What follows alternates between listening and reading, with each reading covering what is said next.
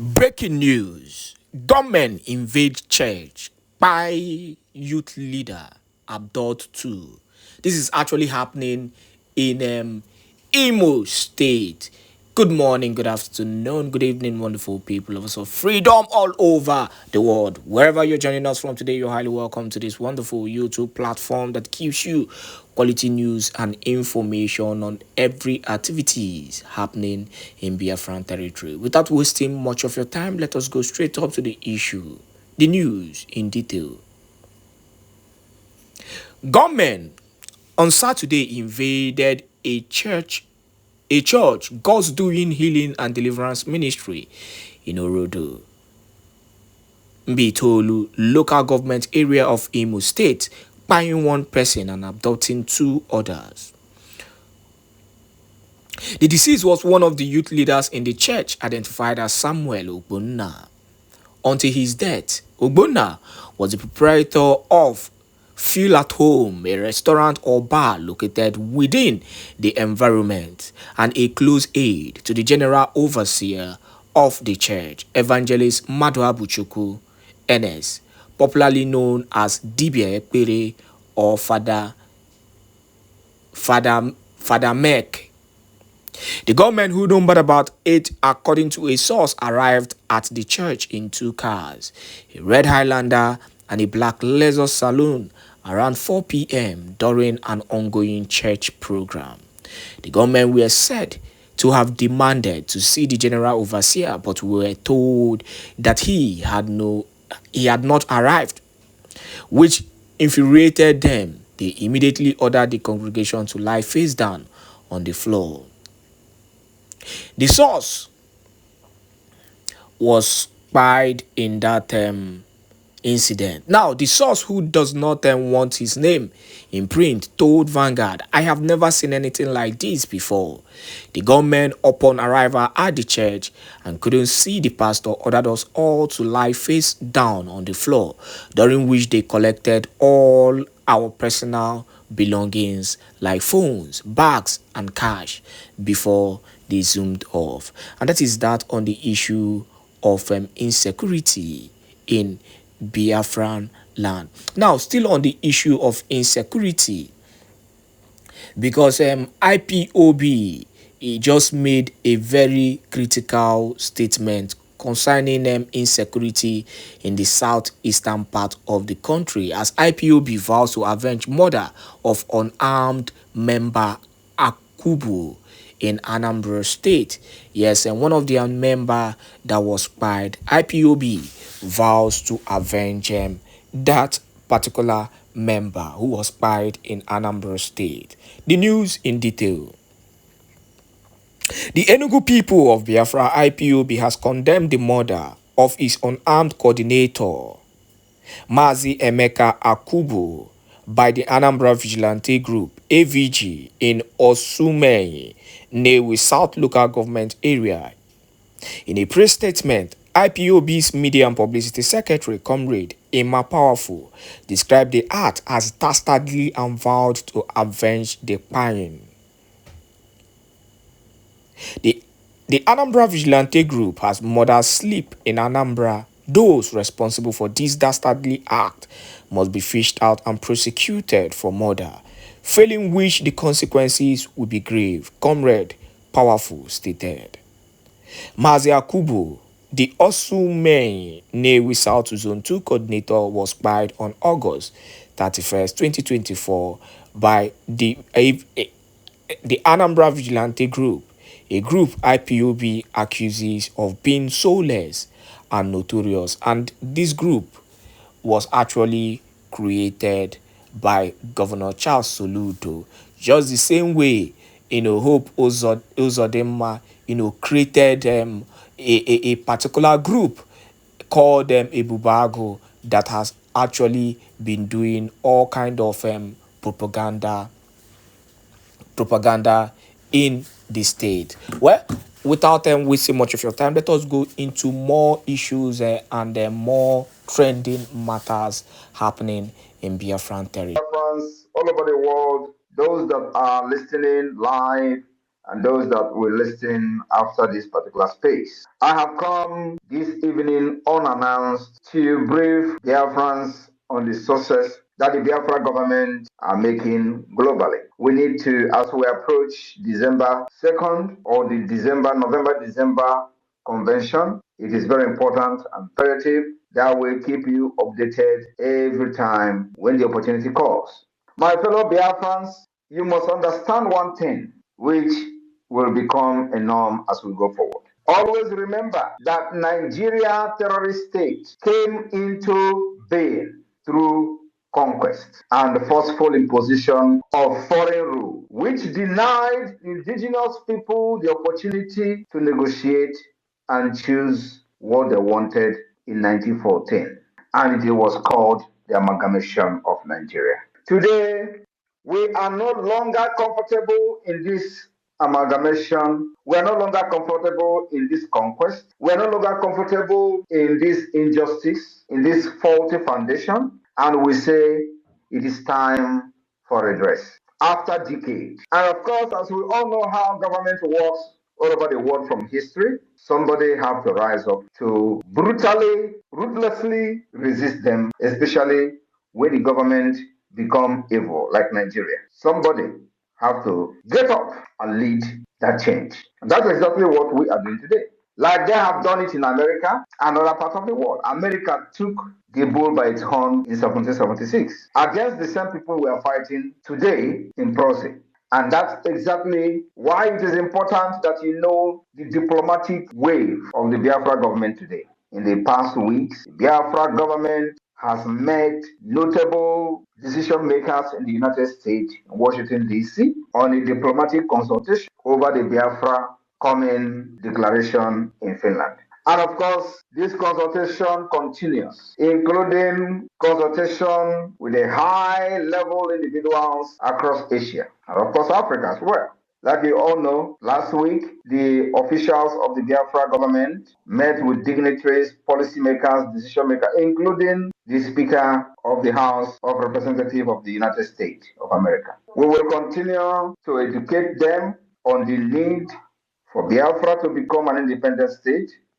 We will continue to educate them on the need to support the declaration of Biafra. We will continue to educate them on the need to also support the Biafra self-referendum, because Nigeria thought by locking the door of the constitution, they have defeated everybody. But we are smarting them. So this consultation will continue even after the declaration of the 2nd of December 2024, until those who have what it takes to pursue and support the recognition of Biafra will understand the need for them to do so. My fellow Biafrans, I want you to understand one thing, that the civil disobedience that we have used for the past 3 years have yielded the exact and even more than the result we required and we expected from it.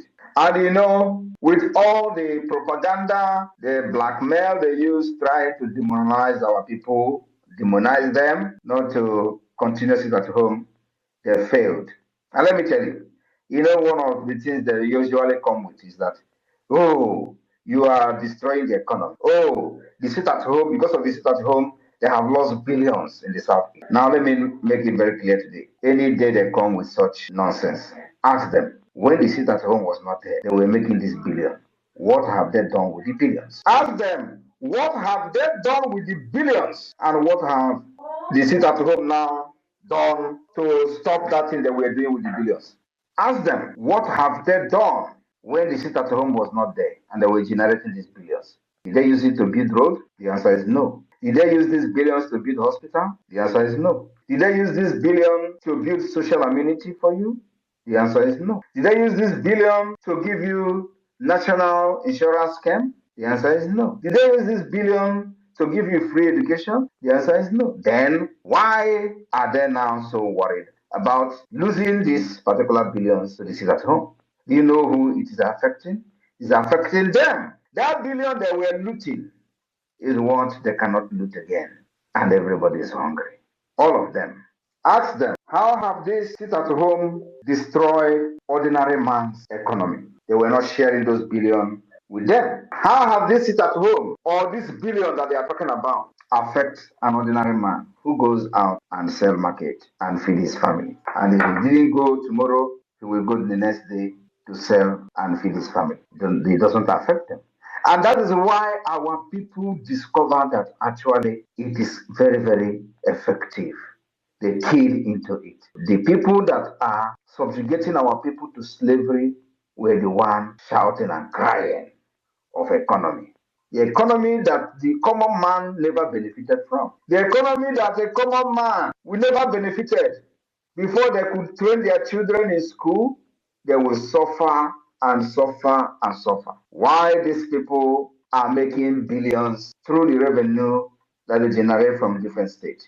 Today, they are losing that revenue and they are crying of economy. I want you to understand also that for those of them today that are surprised of the wave that the Biafra government is making globally, using our lobbyists from different dimensions that we are using for the liberation of Biafra, they are surprised. They call it fake. They say it's a photoshopping. You can imagine. We will be posting Speaker of House of Representatives of the United States of America. We post it on Twitter, our finance minister. And so, as we are today, as a government, we will now be posting fake image of high, top-rank officials of the United States of America on Twitter, claiming that we met them. This is the level of idiocy of the people who have been shouting Biafra for many years. Because that is what they did, actually. Of course, they cannot even Photoshop reasonable people. But most of the things they posted for many years were all Photoshop. Many of them, everything is Photoshop. The Photoshop that I said I'm going to bring sheep, they use it to feed their ego, feed themselves on social media. The Photoshop where I posted the guy that died in Russia, which I have refused to make a video to today. The Photoshop, everything about them is Photoshopping. That was how they were fighting Biafra. Now, that's why nobody ever took them serious. But today, we are not in Photoshopping in the government. Everything is real. I went to the office of the president of Finland to submit a document. Then, that was like 2 years ago, they say it's fake.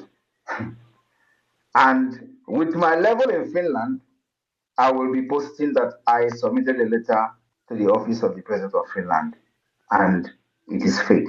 I brought even acknowledgement from the office of the president Niinisto, the former president, that they have received the letter where I was appealing to them to support the Biafra independence. They acknowledge the receipt of that letter with evidences of Nigeria, violation of Biafra rights, and this criminals, political pressure group IPOB Nigeria, they say is a fake. I want you to understand that they remain criminals and fake. They remain Nigeria political pressure group. Otherwise, under IPOB Mazi Nnamdi Kanu, he was looking for 100 men.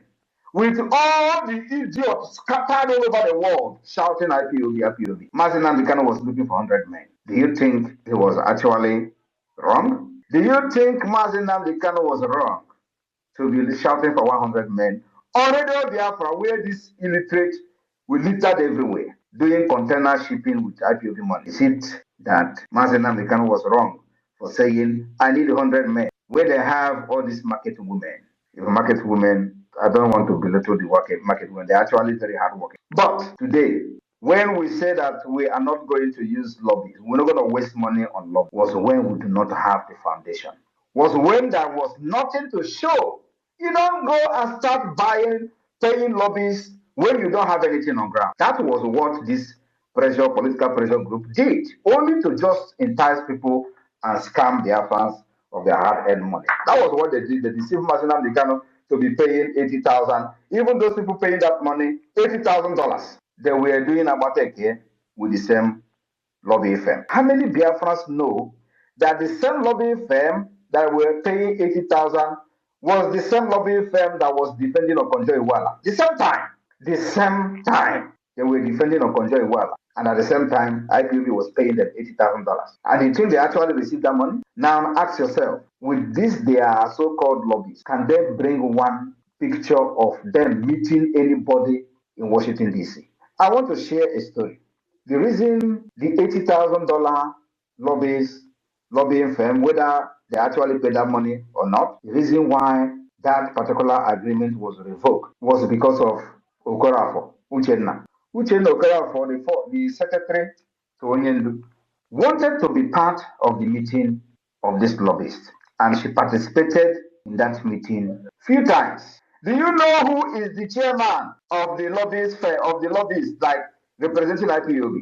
Do you know? Now let me tell you. The person who was in charge of the IPOB lobbying group is called Ogbuehi. Ogbuehi that doesn't know nothing in America. Ogbuehi was the one in charge of from the IPOB group. Ogbuehi was the one in charge telling the lobbyists that he is the representative of the IPOB. Uchenna Okorafor went to the meeting several times. Ogbuehi will sit there and say nothing. In fact, nothing was being said, nothing was being discussed. That Uchenna Okorafor wanted to raise an objection that this payment of $80,000 or whatever they were paid, that the money is being thrown into ocean. They started fighting her. This was happening, bam! And Onyendu was kidnapped. Now, Oyibo came on board. Giddy, giddy, giddy, giddy, giddy. Hired another one they call Allen White. We did the shambolic agreement. He started paying $60,000. This time, I was the one preparing documents for Allen White.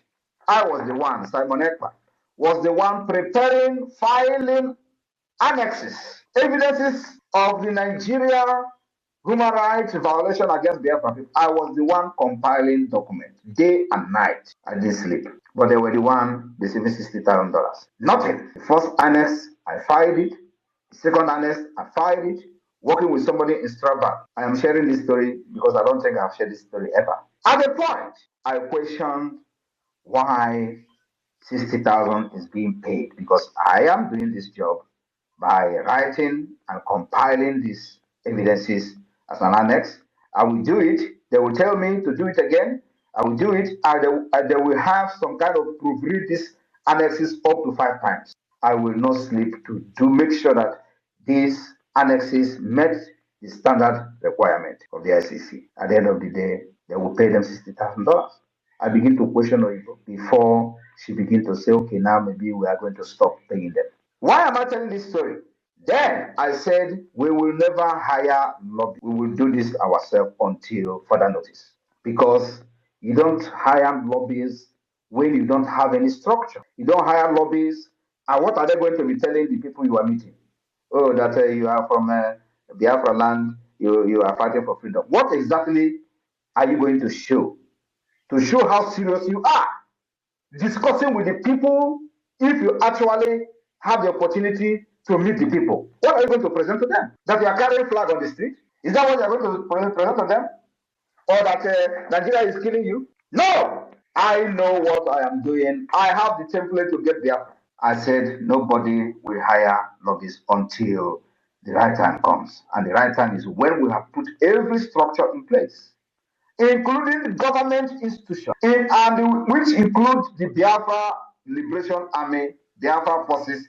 Though these are part of the government institution that must be put in place. Because as we are doing this, we will not sit down and watch Nigeria kill our people and to use their picture to go to the ICC. No, we will defend ourselves as much as possible. Then we decided to start preparing for the defense of Biafra. If you remember, we started preparing for the defense of Biafra. Then the Biafra government in exile came on board. Before then, a lot of things that happened on the ground. Yet, we decided to have the first ever convention, first ever convention internationally. First. IPOB Nigeria never did it. First ever international Biafra convention where declarations were made, where alliances were signed, and it became part of the history of the struggle. After that, we begin to put in place all the institutions of the government, department, ministries. We begin to appoint ministers, cabinet members, and all that. And of course, we begin to officially defend ourselves, engaging the Nigeria terrorist army. Head on, iron to iron, gun to gun, and they're hearing it. Now, after we have achieved all these things, we also did not just achieve them, we also defined the Biafra map. Because if you want to go and do lobby, the people that you are going to meet, if they're actually serious and real, they're first of all going to ask you, where is your map? That question that I've been asking all this while is actually the right question from the wrong people. Then we define our map. We did not just define our map, we also created the state. We allowed everybody inside that map to define the boundaries of their state. And they did. They presented to me 40 United States of Biafra, which is the structure that we have even before the emergence of Wazirike and IPOB. I resurrected the plan of Ojoko, which is not known by anybody. Now, after that, when we see that the government is functioning very well, including, before I forget, including establishing the de facto government in the homeland, which gave birth to the map and the state structure. After that, we now say that, okay, we have achieved the criteria to be recognized as a state. You can never ever be recognized as a state under a political pressure group, according to international law. The law of Montevideo Convention make it very clear. The criteria you must attain to be recognized as a state. Under IPOB Nigeria, you can never qualify for that. Where is the structure? And that is what Mazi Nnamdi Kanu saw and told this idiot. Go and listen to Simon Ekpa. He is bringing a new dimension to this awareness we're making. Now look around yourself. Will you say there is no new dimension? Will you say that we are doing what we were doing since 10 years or 30 years ago? The answer is no. If he was so selfish, he wouldn't tell you to listen to me. If he was so stupid or self-centered, he wouldn't tell you to listen to me. He would think that I'm a threat. Because the time I wanted to interview him in my platform, those people who surrounded him and he was looking for 1,000 men fought against him coming to my platform. And he was like, are we still fighting for Biafra? Or is there something they are protecting? If you see somebody that is better than you, bring him in. That was what Mazi Nnamdi Kanu did. They were saying, don't go, don't go, don't go. That night he was on call, or everywhere they are in the world, they were calling him. Don't go, don't appear, don't appear. Mazi Nnamdi Kanu was like, are we not fighting for Biafra again? Why they were calling him on phone? I was on the phone also with Uche Okorafor's mother. And I was listening and hearing Mazi Nnamdi Kanu on the phone. Don't go. He didn't take oath. Oh, that guy is a traitor. They have given us information from Finland. What information did they give to you from Finland? The information that Simon Ekpa is somebody in Finland. That was the information. Are they telling you that Simon Ekpa is a criminal in Finland? No. That Simon Ekpa is connected. That was the information. And for that reason, he will hijack everything. That was the information. But did he actually come to hijack? The answer is no. But Mazi Nnamdi Kanu saw somebody who will change the face of the agitation for Biafra. And he was happy. And today, that thing he saw in me is manifesting.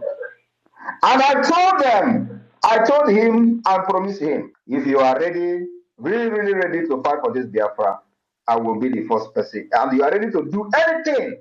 I asked him, are you ready to do anything on live broadcast to get Biafra? And before he answered me, I said, hold on. If you are ready, I will be the first person to follow you.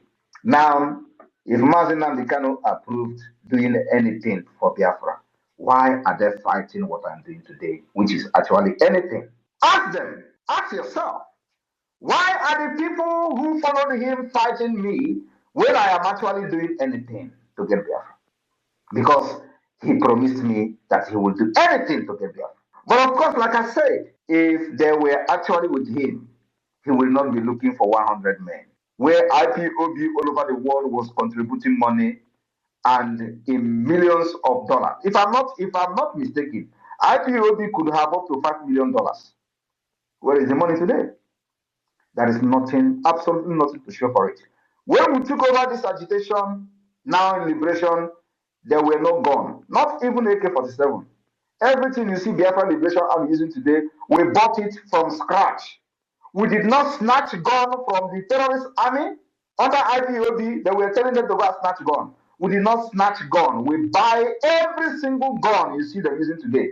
And of course, minus those ones we are manufacturing by ourselves. And it will continue like that. Then when we have decided that now we have met the requirement according to the Montevideo Convention to be recognized as a state, it is time to bring in the lobbyists. Because when you see them today, they say, oh, is he not the one who condemned lobbyists? Is he not the one who condemned IPOB saying he's not going to hire lobbyists? Why should I hire lobbyists as a political pressure group? Now that you that have hired lobbyists and paid 80,000, which you did not actually pay, as a matter of fact, what did you achieve? Can you show me where the lobbyists arrange a meeting for any IPOB member in Washington, D.C.? The answer is no. Because the money, some of the money were actually never paid to them. But the people who were seated as the committee, which way he was leading, they know what happened to those 80,000 every month. Today, how much are we paying? We are paying $10,000 every month to lobbyists. And look at the result. You will know that the people who are lobbying for us are not after money. It's a public information. It is not hidden. But IPOB, they will hide it. Or IPOB Nigeria, not even IPOB, IPOB Nigeria. They will hide it.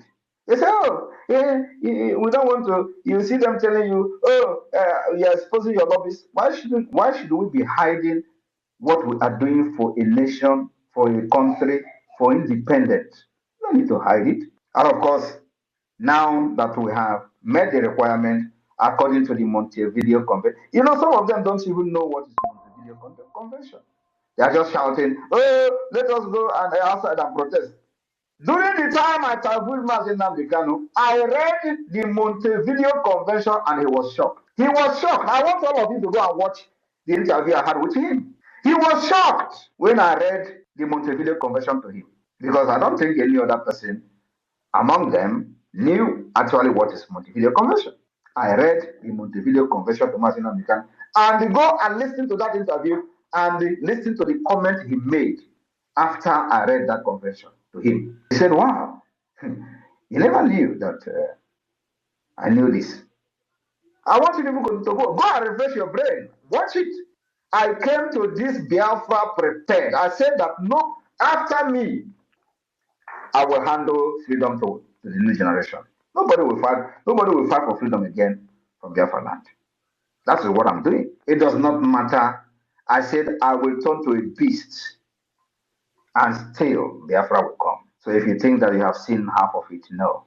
The harder Nigeria become, the more brutal I also become to free my people. I want you to understand that now that the Biafra government has met the requirement according to the international law to be recognized as a state, that is where our lobbies now come in. So everything we are doing, you are going and presenting who you are to the people that can influence the recognition of Biafra. From the Washington, D.C., from Asia, from Europe, from Africa. You will go and show who you are. The government you are representing has a map. The government you are representing has conducted self-referendum. There are evidences everywhere of how the self-referendum is being conducted. We have recorded over 50 million votes. You can't beat that. That is what we call outsmarting the terrorist state of Nigeria. And they were taking us for a joke. Today, they are no longer taking us for a joke anymore. They are calling ICC to one man, Simon Ekpa. And they tell you, oh, the time they were catching Nnamdi Kanu, why didn't they make it public? Why would they make it public?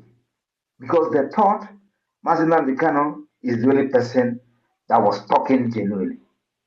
And once they capture him, Biafra is dead. And of course, they celebrated the kidnap of Nnamdi Kanu in Abuja, including the one some people were kneeling down thanking God in Lagos. Oh, they came every now and then to grant national interview on national TV that Biafra is dead. Let them see how they will rise up again. As that was happening, Simon Ekpa was somewhere observing them. Ejiofor promised them he's in charge of IPOB.